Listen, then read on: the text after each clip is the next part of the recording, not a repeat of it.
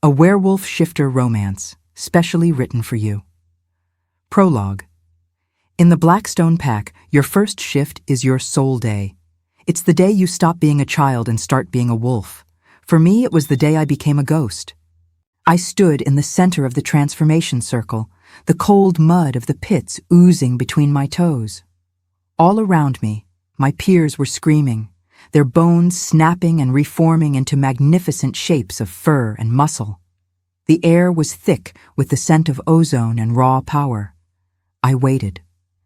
I closed my eyes and reached for the beast inside me. I begged for the pain. I begged for the claws to tear through my skin. But there was only silence. Nothing, the high shaman spat, his eyes narrowed in disgust as he looked at my trembling human form.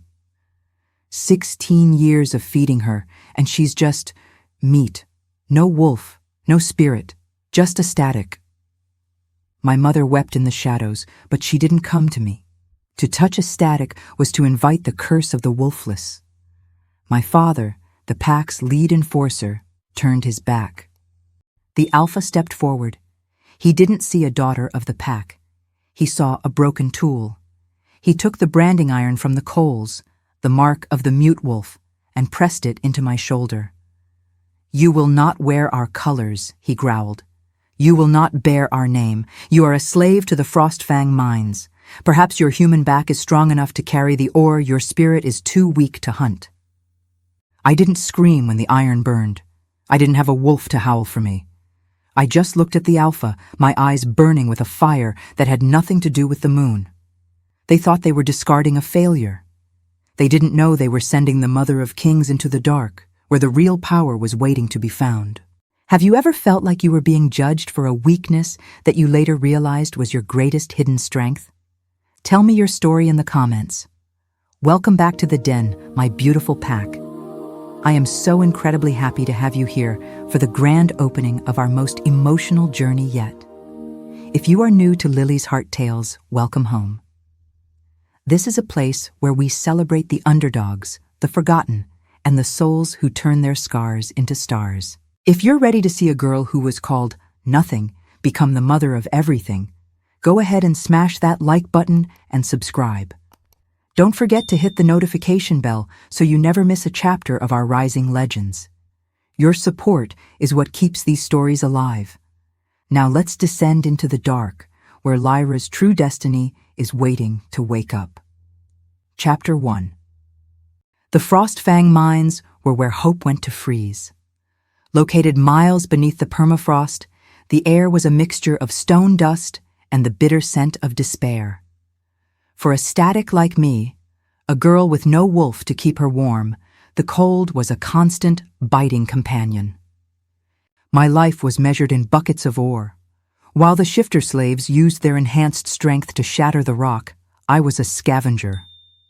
I crawled into the narrowest crevices, the places where even a beta wolf's shoulders were too broad to fit. "Move it, static!" a guard barked, his whip cracking against the stone inches from my heel. He was a low-level shifter, a man who took pride in bullying those weaker than him because it was the only time he felt like an alpha. I didn't look up. I didn't give him the satisfaction of seeing the tears frozen on my lashes. In the mines, eyes stayed down. "She's a waste of air," I heard another slave whisper, a girl who had shifted into a mangy gray wolf but still held on to her pride. "Why keep a wolfless alive? She can't even heal her own bruises." It was true. My skin stayed purple and yellow from the falls. My hands were a map of raw cuts and blisters. Without a wolf's regenerative powers, I was a fragile thing in a world of iron. But as I pushed deeper into the silent vein, a tunnel the others feared because the psychic hum of the earth was too loud for their sensitive wolf ears, I felt something they didn't. To the shifters, the earth was just a cage. But to me, in my human silence, the mountain felt alive. It didn't feel like stone. It felt like a pulse. I reached a dead end where the rock was flecked with a strange, violet shimmer. My hands shook as I reached for my pickaxe. I was exhausted, my muscles screaming for a rest I was never allowed to take. "I am not meat," I whispered to the dark, my voice cracking. "I am not a curse." I swung the pick. The vibration traveled up my arms, rattling my teeth. A single shard of violet crystal broke off, sharp as a razor. It sliced across my palm, a deep, jagged cut. In the world above, my blood was static. It was useless. But as the first drop of my blood hit the glowing violet vein of the mountain, the silence didn't just break. It roared. The moment my blood touched that violet crystal, the laws of nature folded. Usually, when a human bleeds, the earth just drinks it. But my blood didn't soak in. It ignited. The violet shimmer in the walls turned into a blinding rhythmic pulse, the heartbeat of the mountain itself, finally finding a rhythm it recognized. The ground beneath my feet didn't just shake, it tilted. "What is happening?" A guard screamed from the tunnel entrance. He tried to shift, his fur sprouting in jagged patches, but his wolf was whimpering. He collapsed to his knees, his head pressed against the stone as if an invisible hand was forcing him to bow. I stood in the center of the chaos, the only one who wasn't falling. The jagged cut on my palm wasn't bleeding anymore. Instead, the violet light was flowing into me, stitching my skin together with threads of pure energy. I wasn't healing like a wolf. I was being reclaimed by something older. A low, tectonic hum vibrated through my bones. It wasn't a voice, but I understood it. It said, "The vessel has returned. The mother is found." Suddenly, the roof of the cavern groaned. A massive shockwave of violet light exploded outward from my touch, traveling through the rock like a lightning bolt.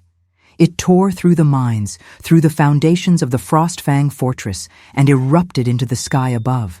The psychic scream was so loud that every shifter within 100 miles felt their wolf go silent in terror. Above ground, the alpha of the Frost-Fang, Fenris, was mid-hunt. He later told me that in that second, his powerful wolf, the beast that feared nothing, simply stopped. It tucked its tail and forced him to shift back into a shivering, naked human in the snow. Back in the deep dark, the guards were staring at me with wide, terrified eyes. I wasn't the dirty, static slave anymore. My hair was floating as if underwater, and my eyes, once a dull brown, were glowing with the brilliance of a dying star. She's a monster!" the guard gasped, reaching for his whip. But before he could even raise his arm, the stone wall behind him shattered. A massive, ancient pressure filled the room. The mountain wasn't just collapsing, it was opening. It was delivering its prize. I looked at my hand. The brand of the mute wolf on my shoulder was gone, replaced by a silver mark that looked like an ancient crown. I didn't need to shift. Why would I want to be a wolf, when I felt like I could command the very world they hunted in? Chapter 2. The mines were no longer a place of labor. They had become a cathedral of violet light and shattered stone. The guards had fled, leaving me standing in the wreckage of my own prison. For the first time in 16 years, I didn't feel the biting cold. I felt a warmth radiating from my marrow, as if I had swallowed a sun. Then, I heard it. The heavy, rhythmic crunch of boots on frost. Alpha Fenris. He didn't come with an army. He didn't need one. He walked through the settling dust like a god of war, his massive frame draped in the fur of a prehistoric bear. His presence was a physical weight, a dark, predatory musk that usually sent statics like me into a fit of trembling. He stopped 10 paces away.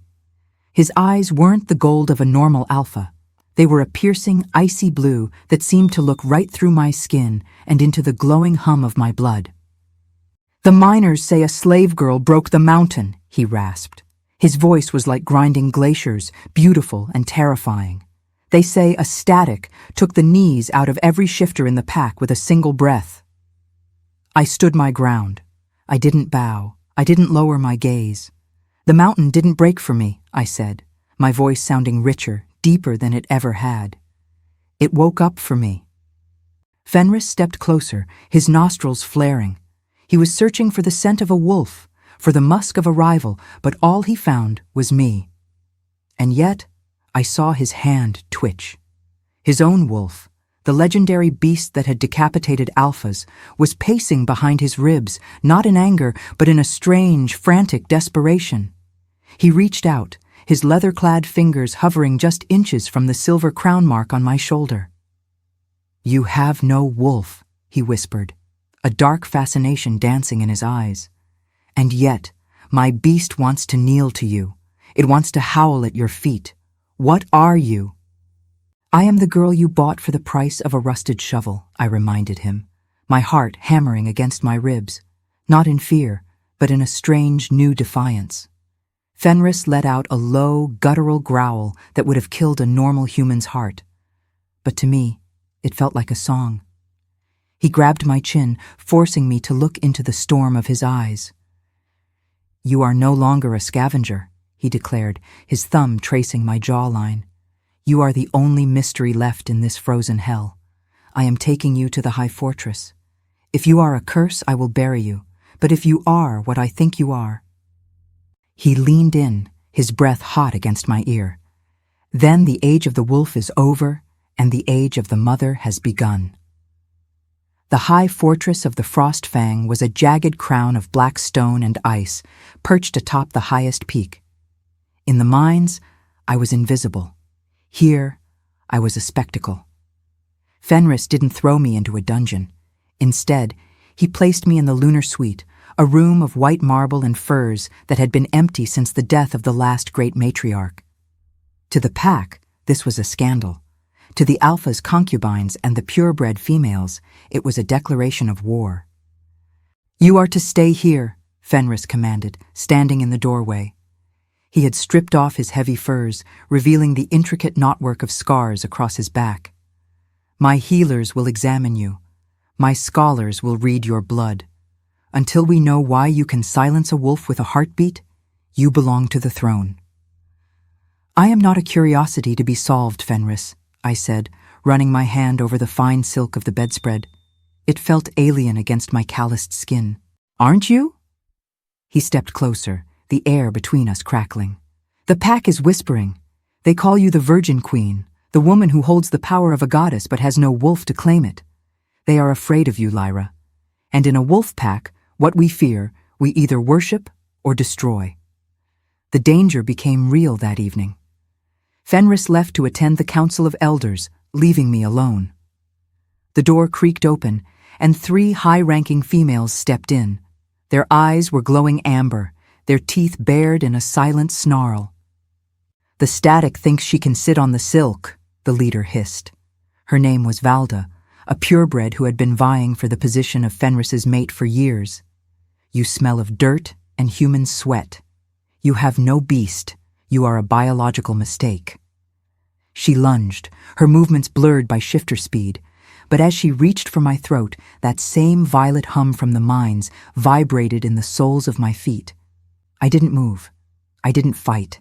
I simply felt her. I felt the jagged, angry energy of her wolf, and instinctively I reached out with my mind and touched it. Valda froze. Her amber eyes bled back to brown. She collapsed at my feet, gasping, her wolf retreating so far into her soul that she felt like a hollow shell. What did you do?" she whimpered, clutching her chest. "My wolf. It's gone silent. I can't feel the link." I looked down at her, no longer the trembling slave from the pits. "I didn't do anything," I said softly. "Your wolf just realized who she was talking to, and she chose to listen." I realized then that being the alpha's interest wasn't about romance. It was about balance. I was the only thing in the world that could settle the chaotic, violent spirit of the wolf. I wasn't just a girl who couldn't shift. I was the quiet that every predator secretly craved. Chapter 3. The wolf silence I had accidentally cast on Valda sent shockwaves through the fortress. Fenris didn't punish me. Instead, he brought someone to see me. Someone who shouldn't have been alive. His name was Elder Silas. He was a rogue, a wolf so old his fur, when he bothered to shift, was the color of winter bone. He lived in the sunless cellar, a place where the pack kept their forbidden histories.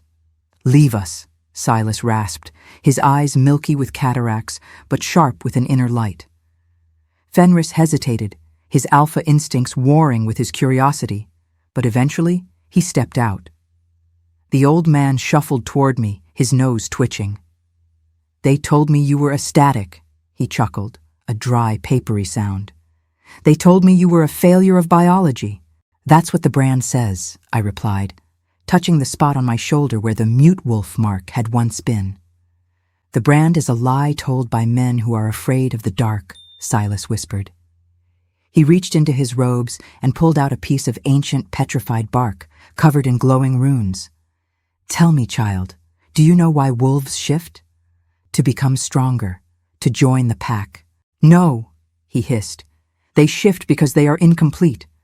1,000 years ago, the first ancestors were whole. They didn't need to change shapes. They held the spirit and the flesh in one body. But the blood grew thin. It split. One side became the man, the other the beast. The shift is just a desperate bridge between two broken halves." I felt the violet pulse in my veins skip a beat.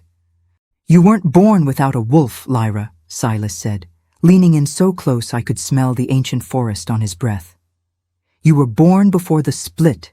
You are a primal vessel. You don't shift because there is nothing to change into. You are the origin, the mother cell. The static they hear in you, that isn't silence. That is the sound of 1,000 wolves howling at once, perfectly tuned." He grabbed my hand, his grip surprisingly strong. "The alphas have been breeding for strength, but they've only been breeding better cages. You are the key that unlocks the cage. If you bear a child, you won't just be giving birth to a wolf. You will be birthing a god." I pulled my hand back, my breath hitching. "A god?" "A titan," Silas corrected. "A wolf that doesn't need the moon to change. A creature that is both man and beast at every second. The strongest alphas are coming, Lyra, and they are waiting for you to call them into this world."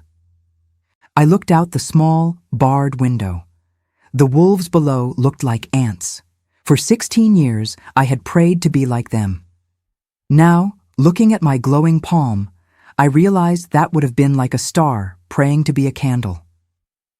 Fenris didn't wait for Silas to finish. He burst back into the room, his alpha aura so cold the windows frosted instantly.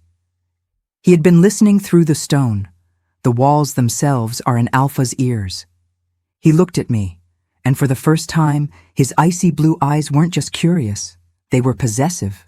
"A primal vessel," Fenris repeated, the words tasting like iron in his mouth. "The mother of the first titan, Silas. If this is true, the Frost-Fang won't just lead the North. We will rule the world."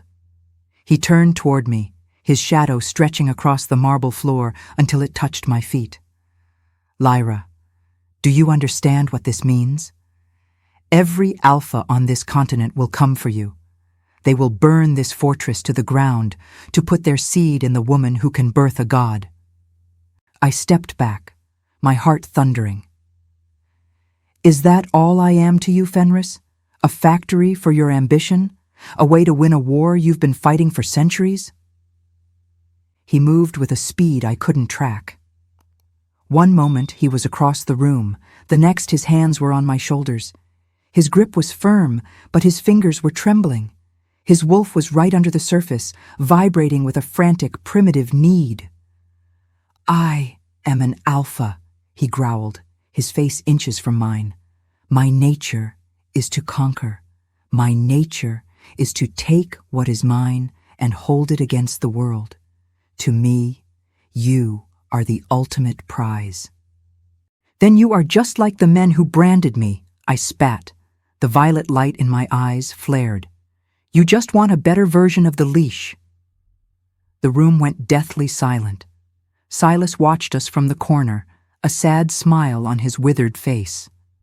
Fenris let go of me as if he'd been burned. He paced the room, his claws extending and retracting, leaving deep gouges in the floor. He was a beast struggling with a soul. He looked at the silver crown mark on my shoulder, then at my eyes that didn't look like a slave's anymore. "If I wanted to breed you like a dog, I would have done it in the mines," he said, his voice dropping to a low, painful whisper. "I brought you here because when I'm near you, the beast in me finally stops screaming. You are the only peace I have ever known, Lyra." He stopped and knelt, not a full bow, but a warrior's knee. He looked up at me, offering his throat. "I could lock you in a gilded cage and tell the world you are my mate, or I can give you a blade and stand at your back while you decide who you want to be." It was the ultimate gamble. Was he protecting the vessel, or was he protecting Lyra? "The choice is yours, little bird," he rasped. "But know this, the Council of Alphas is already moving. They felt that pulse in the mines. They aren't coming to kneel, they're coming to harvest." I looked at his bowed head. For the first time, I didn't see a master. I saw a man who was just as trapped by the wolf as I had been by the human. "Get up, Fenris," I said, reaching out to touch his scarred cheek. "If we are going to fight a world of monsters, I don't need a master. I need a partner who isn't afraid of the silence." Chapter 4. It didn't happen with a whisper. It happened with a shift in the very laws of nature. 3 months after Fenris and I became one, not as master and slave, but as fire and earth, the first titan began to take root in my womb. The healers of the Frost-Fang were terrified. They had never seen anything like it. A normal wolf pregnancy lasts 60 days, but as my belly began to show the slight curve of new life, time seemed to slow down. "The moon," Silas whispered, staring out from the balcony of the high fortress. "Look at the moon, Lyra." I looked up. It was midday, but the moon was visible, a pale, translucent disk that refused to set. It had been there for weeks. A permanent eclipse was forming, a shadow that cooled the air and turned the snow into a shimmering violet powder. But the real change was inside the pack. As the child grew within me, my static nature didn't just stay with me. It radiated. The violet pulse I'd felt in the mines was now a constant, gentle thrumming that echoed through the fortress. The effect on the warriors was staggering. Shifters, who had been volatile and violent for years, suddenly found a clarity they had never known. Their wolves didn't disappear. They stabilized. "I can hear my own thoughts again," Fenris said one night, his hand resting gently on my stomach. He looked younger, the harsh lines of alpha aggression smoothed away by the proximity of the child. "The blood rage, it's gone. It's as if the pup is reaching out from inside you and taming the beast in all of us." But my body was paying the price. The child was a primal, a being of pure, unrefined energy. I didn't have a wolf's constitution to handle the strain. My skin became pale, almost translucent, and my veins pulsed with a soft, bioluminescent light. I wasn't just carrying a baby. I was carrying a new era, and it was consuming my human strength to build its own. "You're fading, Lyra," Fenris whispered, his icy blue eyes filled with a terror I had never seen in him. "The child is too strong. It's taking everything." "It's not taking," I gasped, leaning into him as a wave of heat surged through me. It's rewriting. I don't feel weak, Fenris. I feel like I'm becoming the ground he's going to walk on." Outside the fortress, the world was reacting. The flowers in the frozen tundra began to bloom through the ice, black and violet petals that shouldn't exist. The wild wolves, the ones without packs, began to gather at the base of our mountain, thousands of them sitting in a silent, respectful circle. They weren't waiting for an alpha. They were waiting for the source. The permanent eclipse wasn't just a miracle, it was a beacon. To the Council of Purebreds, the ancient alphas who obsessed over bloodlines and lineage, my pregnancy was a death sentence. If a static slave could birth a wolf that didn't need the moon, their 1,000-year reign of alpha right was over. They didn't come with a declaration of war. They came with a visitation of grace. 7 alphas from the southern territories arrived at the high fortress, led by Alpha Malachor, a man whose skin was as scarred as a topographical map and whose wolf was a twisted beast of shadow and rage. "We have come to witness the abomination," Malachor spat, standing in our great hall. He looked at me, and his lip curled in a snarl. "A wolfless womb cannot carry a savior. It can only carry a parasite. You are draining the strength of the North to feed a monster." Fenris stood before me, his claws unsheathed, his growl vibrating the very floorboards. "Touch her, and I will feed your heart to the mountain, Malachor." "The pack is already turning, Fenris." Malachor laughed, his eyes darting to the Frost-Fang warriors lining the walls. "Look at them. They are soft. They are calm. You've traded their killer instincts for the peace of a human girl. You've made them weak." He was right about one thing. The jealousy was infectious. Valda and the other purebred females had been whispering in the ears of the younger warriors. They told them that my child would be a mute, a freak who would steal their magic. That night, the betrayal struck. I woke to the smell of smoke and the sound of silver clashing against stone. Fenris had been lured to the perimeter by a false alarm, leaving my chambers guarded by only a handful of loyalists. The door burst open. It wasn't Malachor. It was Valda. She held a blade dipped in wolfsbane soot, a poison meant to paralyze the nerves. "If the child dies, the world goes back to normal," she hissed, her eyes glowing a frantic, sickly yellow. "We don't want your new era. We want our pride." She lunged. I was heavy with the child, my human body slow and fragile. I fell back against the stone hearth, my hand clutching my stomach. But as the blade arched toward me, the child kicked. It wasn't a normal movement. It was a pulse. A wave of absolute crushing gravity erupted from my womb. The air in the room turned to liquid lead. Valda was slammed into the ceiling, her bones snapping under the sheer force of the child's psychic defense. I didn't even have to move a finger. The titan inside me wasn't just waiting to be born. He was already reigning. "You're wrong, Valda," I whispered, the violet light in my eyes reflecting the eclipse outside. "The world isn't going back to normal. Normal was a cage, and my son is the fire that burns it down." Chapter 5. The permanent eclipse reached its zenith. The sun was a black hole in the sky, rimmed by a corona of violet fire. The world was plunged into an eerie, pulsing twilight, and the silence over the tundra was so thick it felt like physical pressure. Inside the high fortress, the labor didn't feel like a human birth. Every contraction I felt didn't just tighten my muscles. It sent a shockwave through the stone walls. Outside, the thousands of wild wolves began to howl, a low, melodic hum that vibrated in sync with my own heartbeat.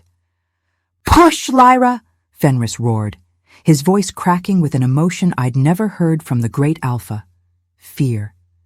He was holding my hands, his skin blistering where the violet energy leaking from my pores touched him. He didn't care. He wouldn't let go. He's coming," I gasped. My vision was no longer human. I saw the world as a web of golden and violet threads. I saw the lineage of the first ancestors reaching out from the dark, converging on this single point in time. The final contraction was a literal explosion. A dome of violet light erupted from the bed, shattering every window in the tower and blowing the heavy oak doors off their hinges.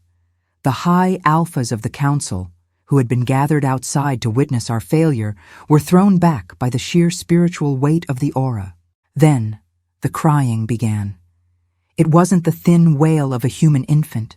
It was a sound that resonated in the chest of every living thing in the north. It was the first breath of a god. I held him, my son.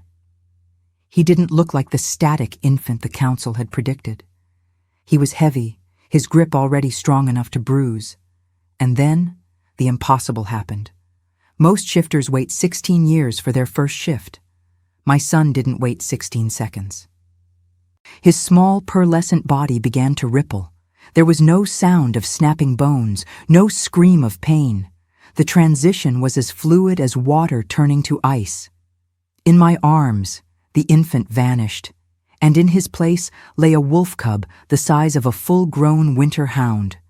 His fur was white as the tundra, flecked with silver, and his eyes remained that haunting, intelligent violet. He stood on his paws on the silk sheets, looked at the door where the Council of Alphas stood frozen in terror, and let out a small, resonant growl. "A Titan," Silas whispered from the shadows, falling to his knees. "He doesn't shift between two forms. He is both, always, completely." Fenris reached out a trembling hand to touch the cub's head. The boy wolf didn't flinch. He leaned into the alpha's touch, and the blood rage that had haunted Fenris his entire life vanished instantly, replaced by a peace so profound the great alpha began to weep. "He is the end of the war," I whispered, pulling the cub back into my arms, "and the beginning of everything else." The birth of my son, whom I named Ethelgard, turned the high fortress into a site of pilgrimage and a target. Within hours, the terror of the Council of Alphas turned into a desperate, frantic greed. They didn't want to destroy him anymore. They wanted to own him. "He is the property of the Council," Alpha Malachor roared, standing at the threshold of my chambers, his elite guards flanking him. "A creature of this power cannot be raised by a wolfless slave and a rogue-hearted alpha. He belongs to the shifter state." Fenris moved to intercept them, his wolf bristling, but he was exhausted from the psychic drain of the birth.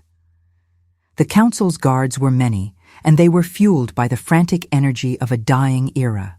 I sat on the bed, cradling the white-furred cub against my chest. Ethelgard sensed the hostility in the room. His small body began to vibrate, and the violet glow in his eyes sharpened into needles of light. The stone floor beneath Malachor's feet began to glow red-hot.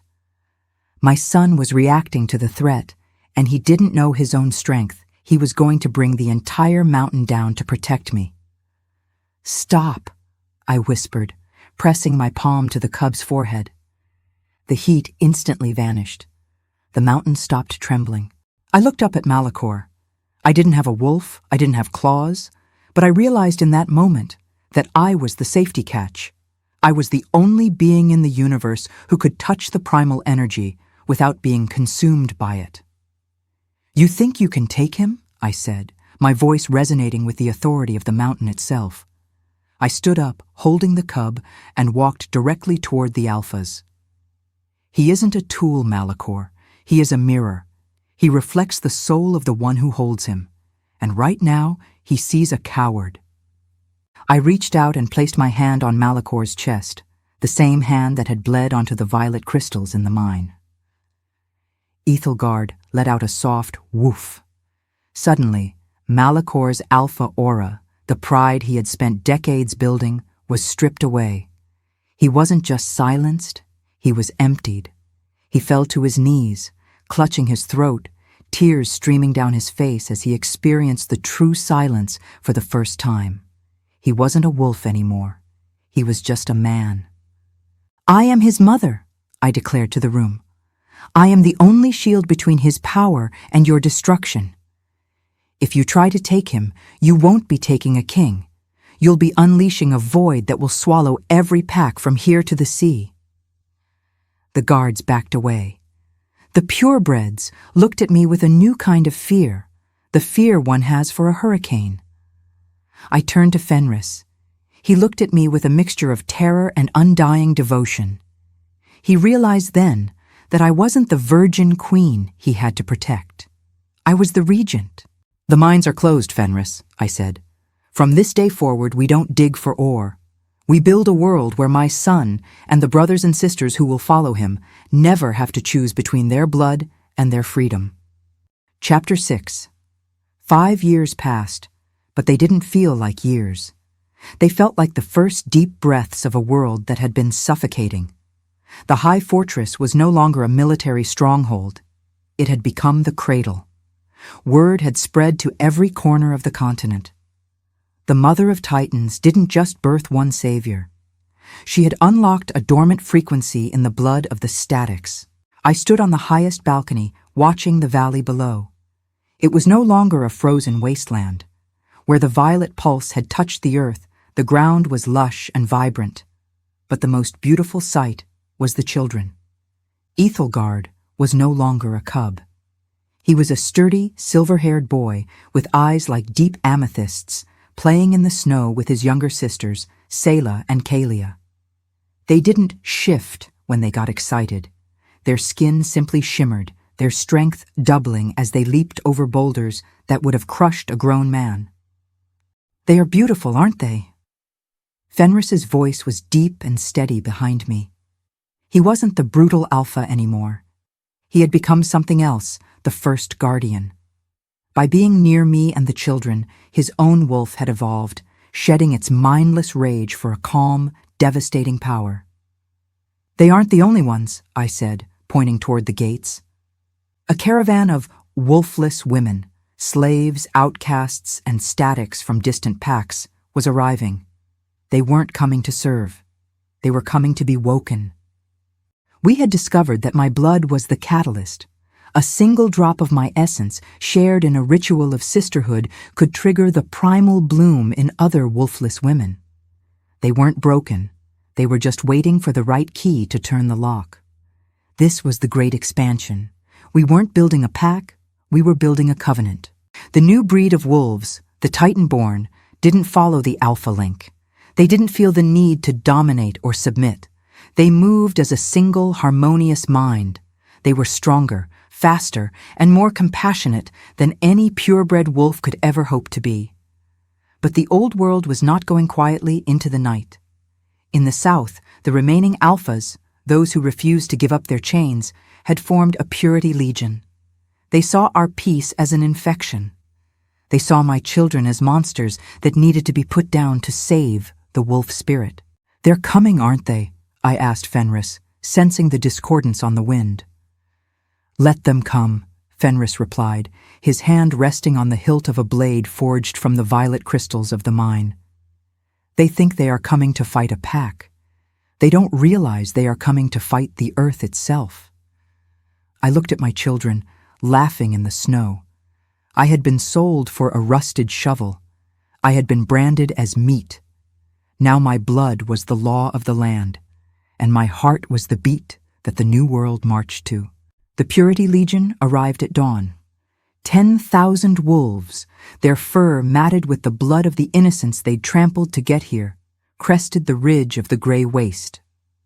At their head was Malachor, his eyes hollow and hateful, wielding a spear tipped with ancient cursed silver.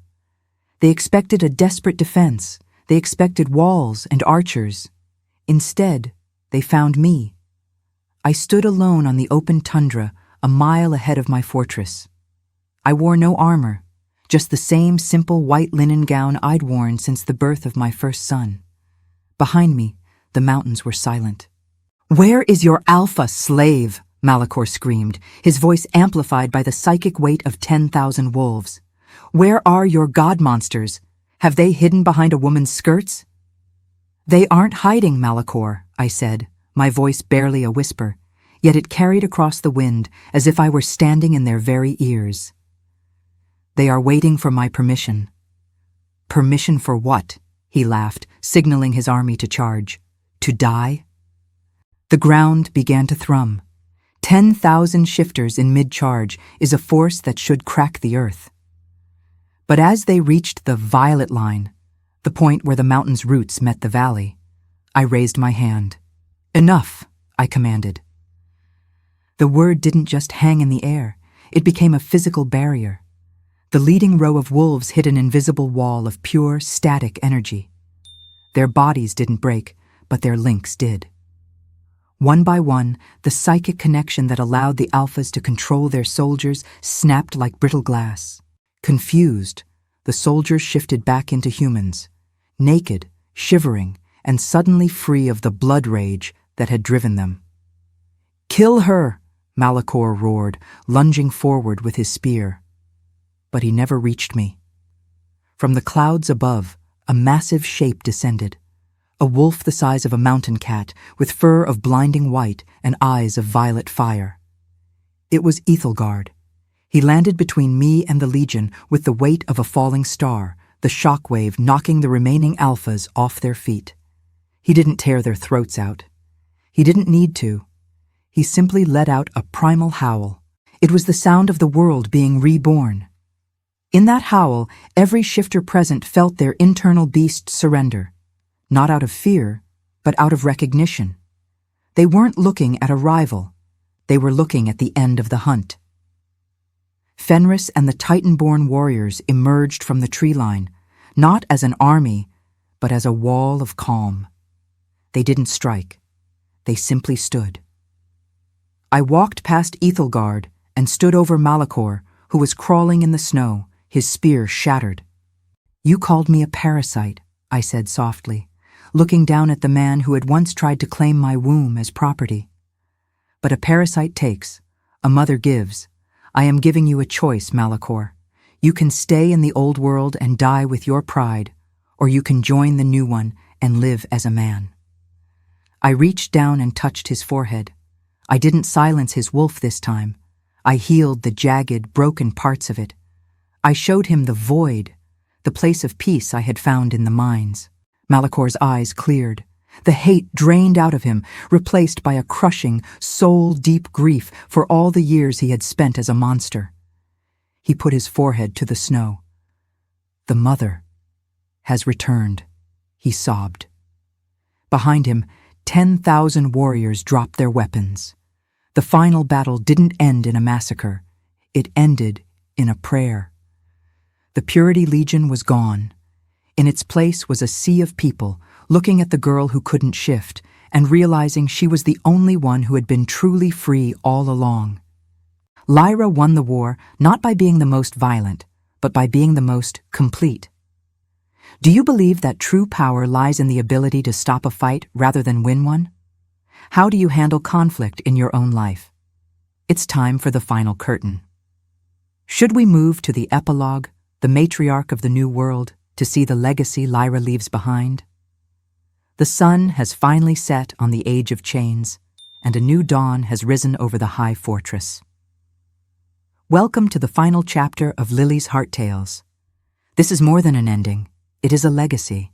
If this story has touched your heart, make sure to subscribe, share this video with someone who needs to find their inner strength, and comment matriarch to show you've walked the entire path with Lyra. The epilogue. I am an old woman now, though the violet light in my blood ensures that I have never truly felt the decay of time. I sit in a chair carved from the very crystal vein where I first bled, looking out over a world that no longer remembers the word static. The Frost-Fang territory is no longer a pack, it is a sanctuary. The Great Hall is filled with the laughter of children who will never know the weight of a branding iron. They are the Titan-born. Some are silver-furred, some are golden, and some look entirely human, but all of them carry the balance. They can walk as wolves or stand as men, never losing their souls to the beast or their strength to the mind. Ethelgard stands at the head of the great table. He is a man now, a king whose presence is as steady as the mountain. He doesn't rule through fear, he rules through the silent link I pass down to him. When he speaks, the world listens, not because they have to, but because his voice feels like home. Fenris sits beside me. His hair is white, and his scars have faded into silver lines. He rarely shifts anymore. He says he spent enough of his life as a monster, and he wants to spend the rest of it holding my hand. "They're calling for you, Mother," he whispers, nodding toward the courtyard. I stand up, my bones echoing the deep, rhythmic hum of the earth. I walk onto the balcony, and a hush falls over the thousands gathered below. There are alphas who once hunted me, slaves who once worked beside me, and a new generation that looks at me as if I am the moon itself. I still cannot shift. In a world of magnificent, powerful wolves, I am still just a human. But as I look out at them, I realize that was always the secret. I didn't need to become a wolf to lead them. I needed to remain a human to save them. The blood of the mother is in all of you, I tell them, my voice carrying on the violet wind. Not because of me, but because you chose to break the cycle. Power is not what you take from the world. It is what you allow the world to become. The brand on my shoulder is long gone, but the silver crown remains. I was sold for a debt, but I bought the freedom of a species. I was born wolfless, but I became the heartbeat of every wolf that breathes. I close my eyes, listening to the symphony of the North. For the first time in 1,000 years, the silence isn't empty. It is full. It is whole. It is free. Lyra's journey started in the mud and ended in the stars. What is the one lesson you will take away from Lyra's story? Is it that weakness is a lie, or that love is the ultimate evolution? Let's have one final heartfelt discussion in the comments. Thank you for watching The Slave Girl Who Couldn't Shift.